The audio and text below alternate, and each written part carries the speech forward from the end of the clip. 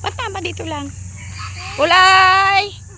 Iwan muna ikaw kay Tita May. Kayo muna, Tita May. Mamaya pa, maaga pa, Nicole. Yan guys, good morning, good morning. Bago po kami umalis, binisita ko muna ang aming taniman. Mataas na po ang mais. Ayan o, buhay na, buhay na.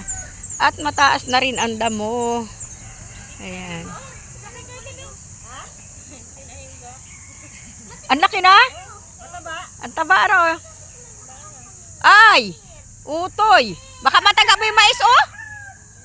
Wag mong ganyanin. Bubunutin lang yan. Hindi yan gaganyanin ng itak. Bunot lang.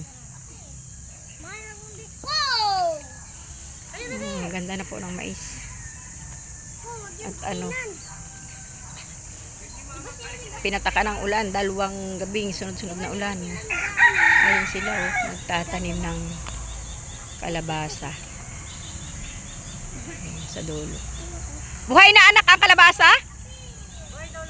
Wow, maganda naman kung nabuhay lahat. Ang bilis, ano anak? Oto yung mani hindi pa buhay? Bakit nauna pa anak yung kalabasa sa mani? Ay, binabad nga pala natin yung buto. Oo. Guys, ayan yung aking kalamansi. Oh, tingnan nyo. Napakaraming bunga.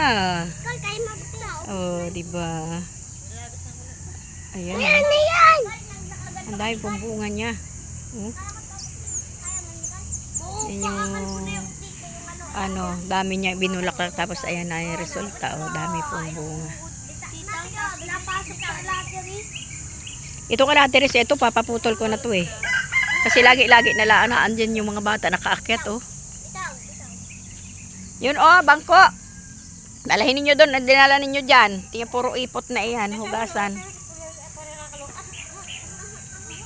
Laylay, iwan muna. Nagtalsik nga ay nakahapon. Ay, nagwalis na kayo doon sa tapat ng duyan? Ay, hala. Ay, di para ano? Si Pulayloy at si Pulaylay.